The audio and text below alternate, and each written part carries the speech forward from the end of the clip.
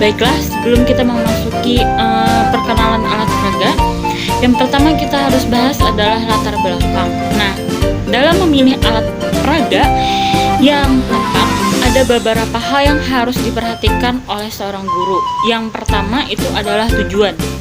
Terus ada materi pembelajaran. Terus ada strategi belajar mengajar. Selanjutnya ada kondisi siswa yang belajar. Dan perlunya waspada. Nah, waspada ini terhadap apa?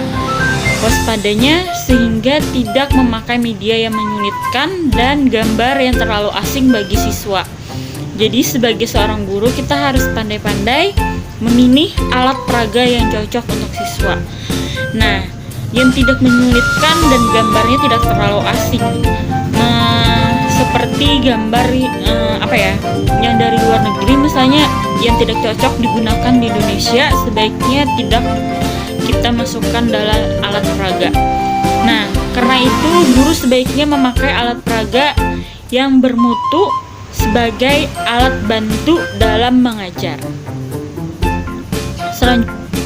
Nah, supaya sumber belajar mengajar dapat mempengaruhi proses belajar dengan efektif dan efisien, dalam hal ini guru harus mengusahakan agar terjadinya interaksi antara siswa dengan sumber belajar.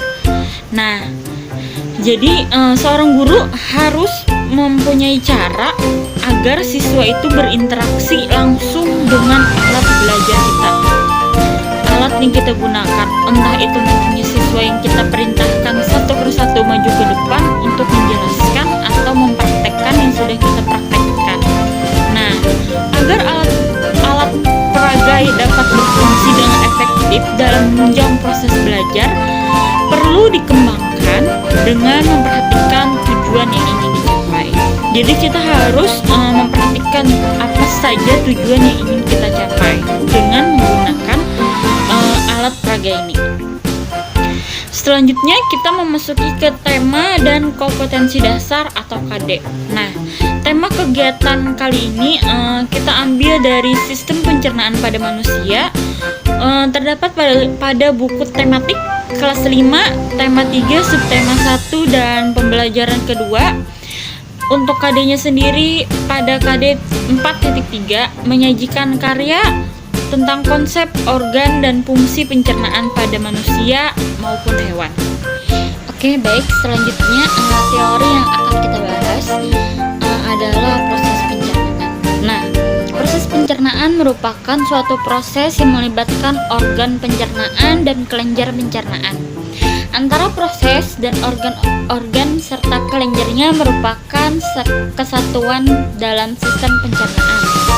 Sistem pencernaan berfungsi memecah bahan makanan menjadi sari makanan yang siap diserap oleh tubuh.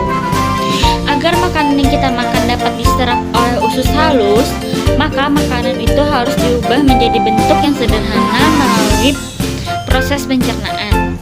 Zat makanan yang mengalami proses pencernaan dalam tubuh adalah karbohidrat, protein, dan lemak. Sedangkan unsurnya yaitu mineral, vitamin, dan air. Nah, proses pencernaan pada manusia dibagi menjadi dua macam, yaitu secara mekanik dan secara kimiawi. Nah, saat kita mengunyah makanan seperti nasi, roti, umbi, pisang, berarti proses pencernaan mekanik sedang berlangsung. Nah, proses pencernaan mekanik adalah proses perubahan makanan dari bentuk yang besar atau kasar menjadi bentuk yang kecil atau halus pada manusia dan pada mamalia. Umumnya, proses pencernaan secara mekanik ini dilakukan dengan menggunakan bantuan gigi. Berarti, proses pencernaan secara kimiawi pun juga sedang berlangsung pada saat itu. Dalam proses pencernaan kimiawi adalah proses perubahan makanan dari zat yang kompleks menjadi zat yang lebih sederhana dengan bantuan enzim. Jadi untuk pencernaan mekanik tadi menggunakan bantuannya gigi, kalau secara kimiawi dengan enzim. Nah, enzim adalah suatu zat kimia yang dihasilkan oleh tubuh yang berfungsi untuk mempercepat reaksi-reaksi kimia dalam tubuh kita. Nah, selanjutnya adalah proses pencernaan makanan pada manusia melibatkan alat-alat pencernaan makanan. Nah, alat pencernaan makanan dapat dibedakan menjadi dua, yaitu saluran pencernaan dan kelenjar pencernaan. Untuk saluran pencernaan pada manusia memanjang dari mulut sampai ke anus. Terdiri atas yang pertama itu mulut, kerongkongan, lambung, usus halus, usus besar, serta anus. Nah, untuk kelenjar pencernaan makanan menghasilkan enzim yang membantu proses pencernaan makanan secara kimiawi.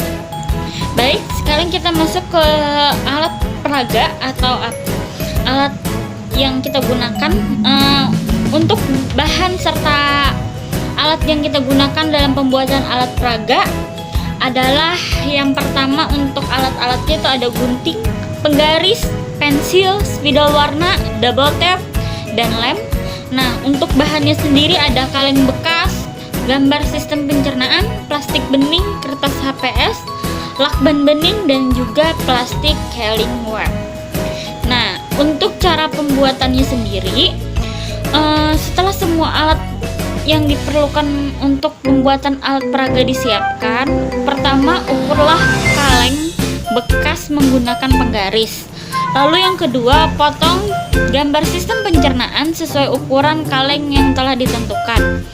Terus tempel gambar yang sudah dipotong pada kaleng bekas. Nah, bungkus menggunakan plastik Healing Wrap agar hasilnya lebih rapi. Nah, gambar sistem pencernaan gambar proses perubahan sistem pencernaan pada kertas HPS. Potong plastik bening dengan ukuran 5 cm. Setelah itu tempel gambar proses perubahan makanan yang dibuat pada plastik bening menggunakan lem. Selanjutnya, plastik bening yang sudah ditempel menggunakan lem tadi pada prosesnya langsung ditempel pada kaleng dan usahakan agar plastik bisa digerakkan. Nah, ini adalah hasil jadi yang sudah kita buat alat peraga yang tadi kita buat. Nah, untuk cara kerjanya sangat simpel, jadi tinggal kita gerakkan dan kita geser-geser saja. Nah, saya praktekkan untuk cara pengaplikasiannya.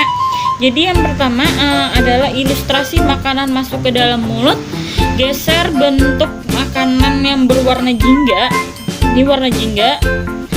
Kita geser, masukkan ke dalam mulut. Ini ilustrasinya makanan masuk ke dalam mulut, kita geser. Nah, seperti ini.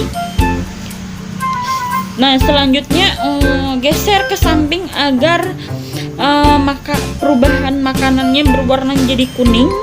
Itu sebagai ilustrasi bahwa makanan sudah dikunyah. Jadi kita geser.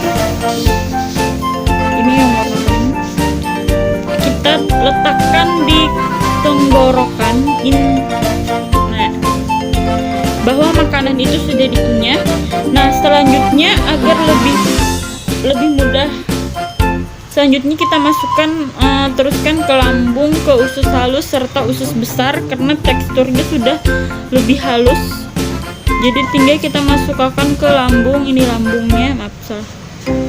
Ini lambung, ke usus halus, lalu di usus besar. Usus besar. Nah, yang terakhir geser lagi hingga gambar perubahan makanan menjadi warna coklat sebagai ilustrasi feses. Nah, ini tepatnya di ujung anus. Nah, ini ujung anus. Jadi nanti kita letakkan yang warna coklat, yang warna coklatnya di ujung anus. Nah, sebagai ilustrasi bahwa tadi feses berada di ujung anus. Nah, seperti ini adalah gambaran